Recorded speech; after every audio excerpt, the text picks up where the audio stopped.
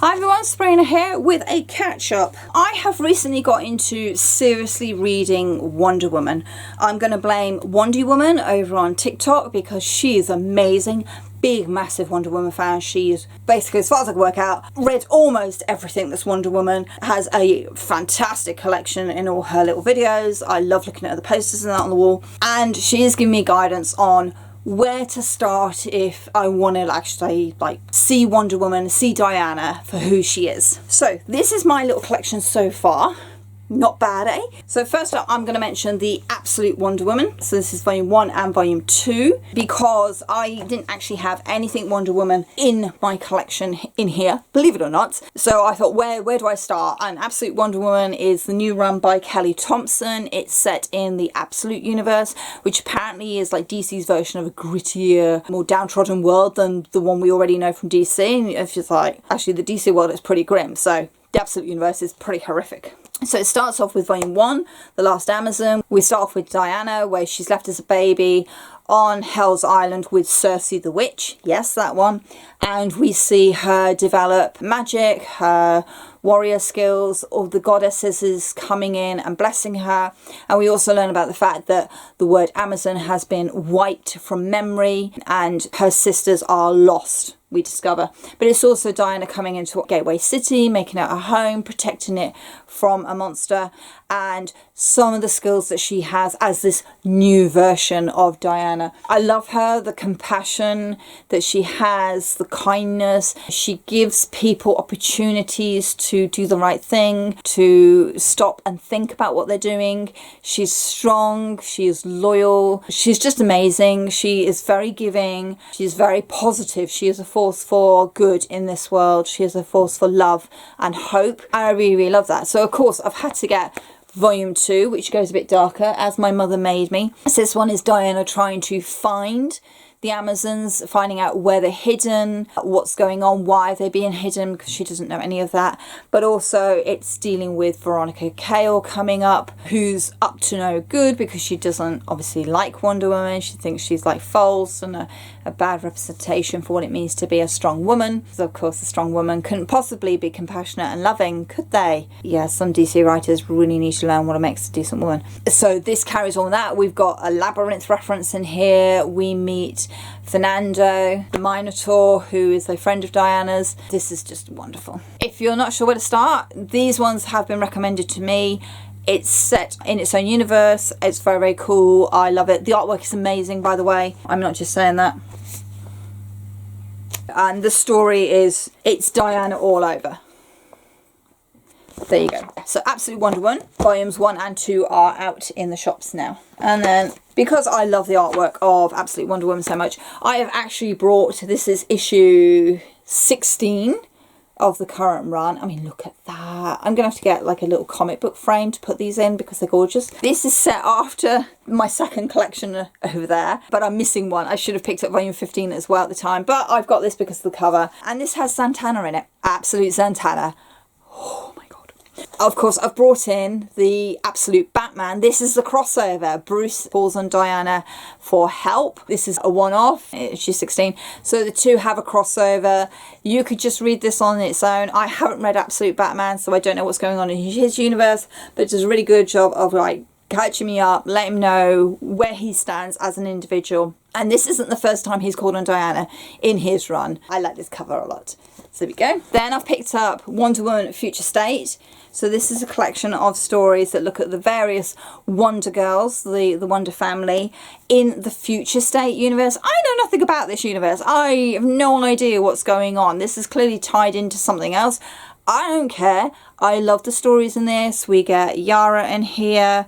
Diana's obviously in here. Nubia's in here. It's just, I love this so much. And these stories are really like powerful and instantly capture each of the women and who they are and what they stand for and how they're different to each other. The other Wonder Women, they're not just carbon copies of Diana. They are their own true selves with their own backgrounds and personalities and convictions. And I love it. I love it so much. And this is the one where WondyWoman has her favourite panel in it. Full stop. When she's feeling really down and really awful about the world, it's this panel.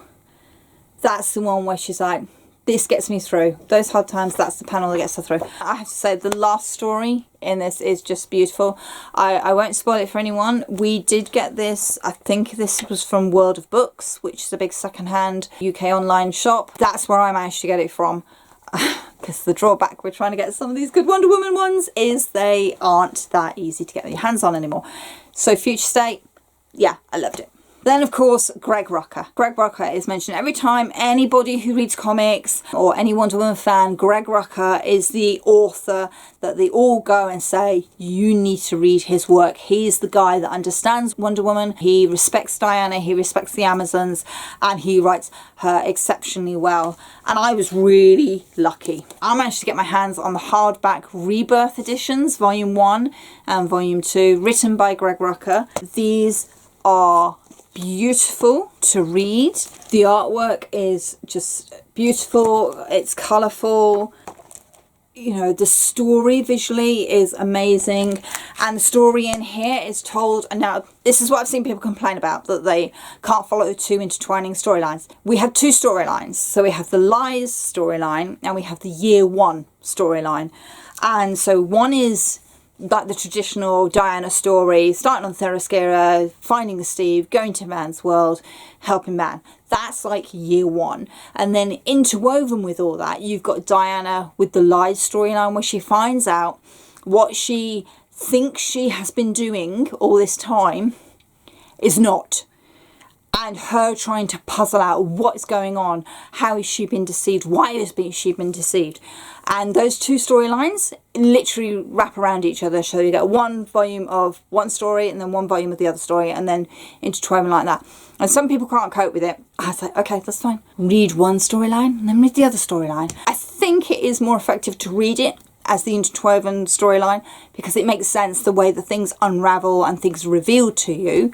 But if you are really struggling, do one storyline and then do the other storyline. There's no shame in that at all whatsoever.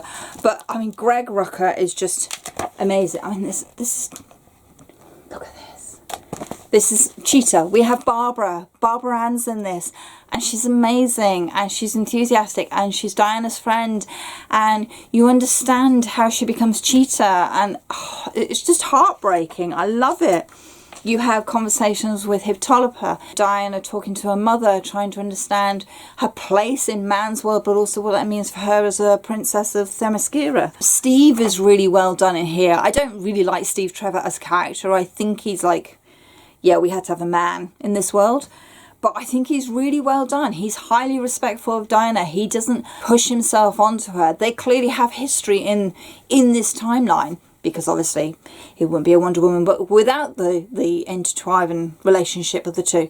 But it's really well handled. The fact that Diana is allowed to make her own choices, that Steve doesn't feel put out when Diana makes her own choices. I love it. Here's one of my... Look at that. Isn't that amazing? And it has Greek mythology as well woven into these stories. It's just beautiful. I love it so much. It's another one of my favourite scenes. There you go. And this is just volume 1. I'm not even going to show you volume 2. Yeah, so if you can, get your hands on the Rebirth by Greg Rucka. There is a third volume printed like this, but it's not Greg's story, it's someone else's. So I was a bit hesitant to get that, because I had heard it's not as good as these two volumes. It's a solid story, but nothing like kind of thing. So I'm holding off getting that volume 3. It's in my local comic book shop. So again, these are second hand. I've just rooted in my comic book shop and picked them up. I got lucky. I do know that Greg Rucka's stuff has been reprinted recently, so you can get them as bind up, and they've done it as like his whole thing as well. But again, try World of Books, try your local comic book shop, keep an eye out on just what's out there. But I highly recommend the Rebirth run. It's so beautiful. It's an amazing story, and it really gets to the crux of Diana's character. So the final graphic novel I've got is Trial of the Amazons. Again, this is another World of Books. They had it in stock, so I brought it. I'm just going to take the dust jacket off because I want you to see how amazing this cover is. So you see, if you just keep your eyes out and keep an eye on the second-hand market, it's amazing what you can find. So this one follows, again, the Wanda family. So we've got Nubia in here, Yara's in here, Diana's in here.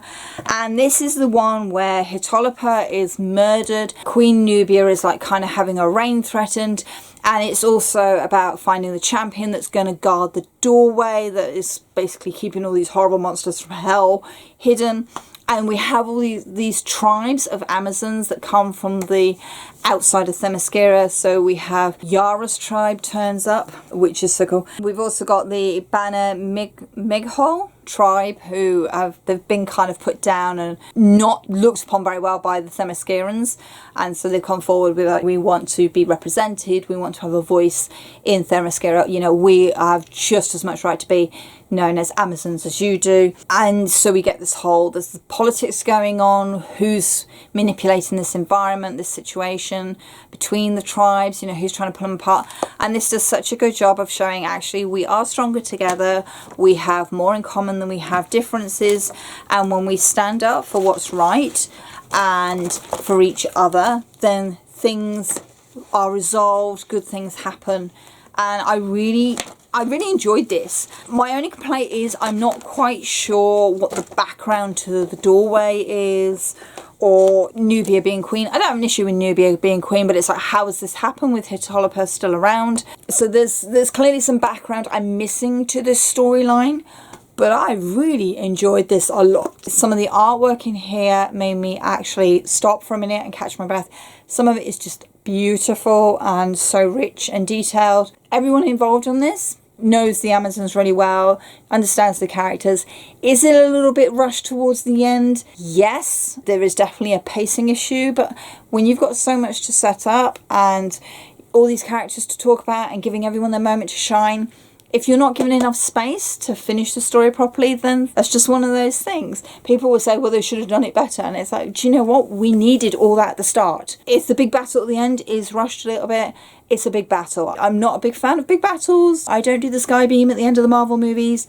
I like resolution. And to me, I think the resolution in this was a lot more important than that big battle.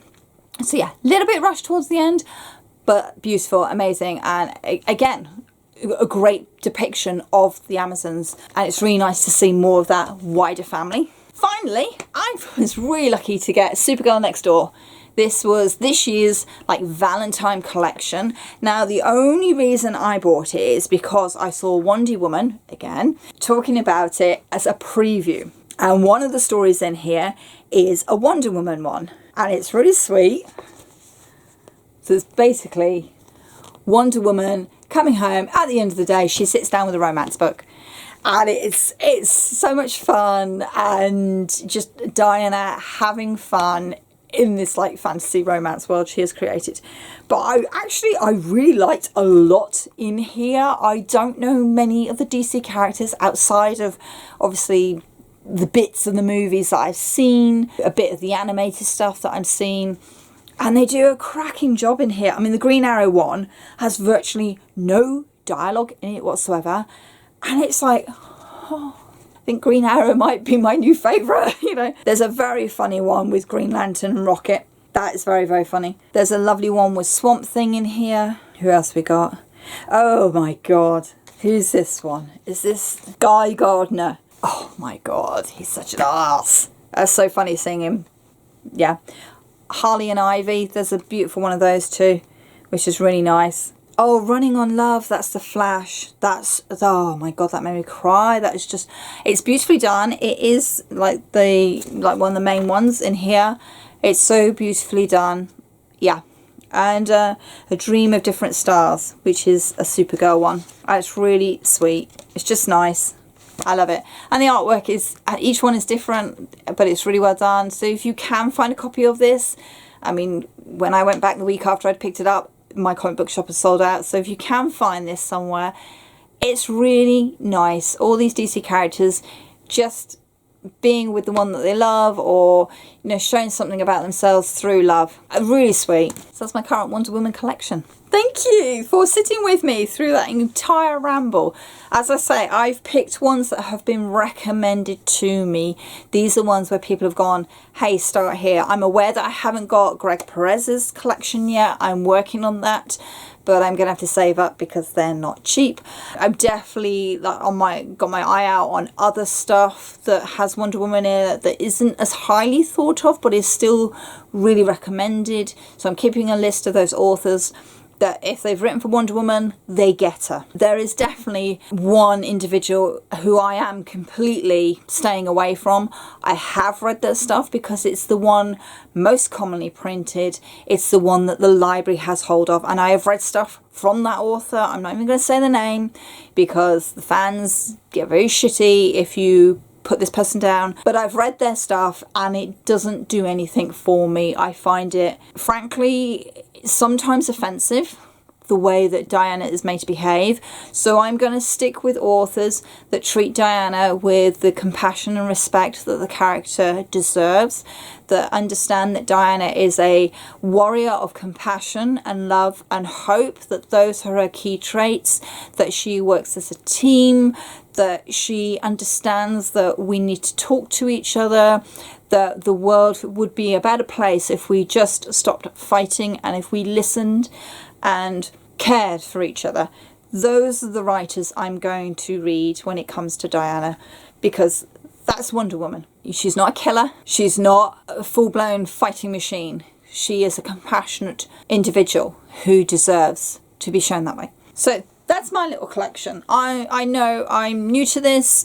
I'm working on it. I also have very limited space for my comic books, but I'm so grateful that there are people out there in the comic industry who have read stuff, who have shared their thoughts and feelings, you know, why they've liked something, why they haven't liked something, which I think is just as important. If you don't like something, why didn't you like it? Because sometimes it'll be, well, hey, I quite like that sort of thing, or do you know what, I'm not bothered about that. And so you have the opportunity to read comics with information, which makes it so much easier to go on the shelf and say, I'm going to do that one because the reviews I heard about it, I'm intrigued, or I liked what they were speaking about it, or okay, I want to know more, or okay, that one I'm going to avoid because of X, Y, and Z reasons, because I agree with those reasons. I think there are so many others out there who know more than I do. So I'm just sharing, this is my little collection and I really love Wonder Woman, and this is the stuff that I've brought and I have enjoyed.